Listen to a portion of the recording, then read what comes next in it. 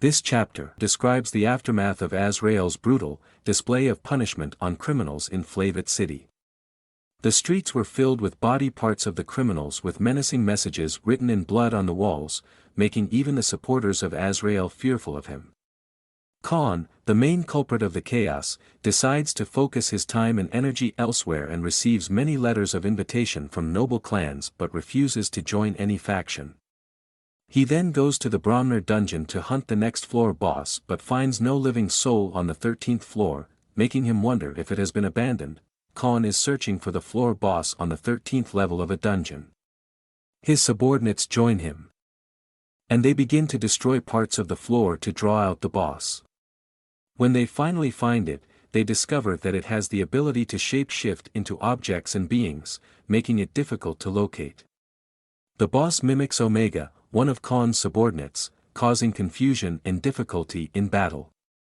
However, Khan devises a plan to overwhelm the boss with too many enemies to copy successfully and defeats it. Khan uses his fear toxin to create a nightmare for the shape-shifting floor boss. The boss had the ability to transform into objects and beings, making it difficult to locate and fight. But Khan's plan was to overwhelm the boss with too many enemies to copy successfully. He creates an illusion of an army of monsters and creatures, causing the boss to become afraid and transform into its true form.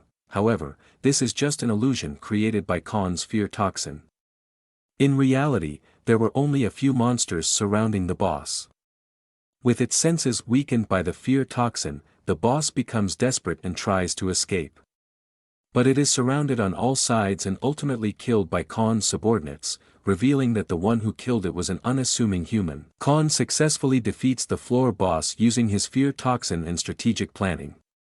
He absorbs the boss's bloodline and discovers that it is an S-rank metamorphosis bloodline, which allows him to transform into different creatures without harming his original body. He also gains the ability to merge different bloodlines and skills, but this ability has a short time limit. Khan is excited about his newfound abilities and plans to experiment with them. His subordinates, who have formed their own consciousness, observe his behavior and wonder if he has gone senile. Khan leaves the dungeon and looking forward to using his new abilities in the future. Khan practices his weapons training in the morning and spends time reading informative books.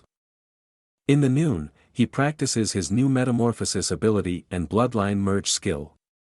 Meanwhile, a group of 20 adventurers caused a commotion inside a well-established shop, demanding their goods back. Khan hears a commotion on the street and rushes to find a body hanging from a tree. He cuts down the rope and discovers that it is Jessica, a young woman he knew since he came out of the forest.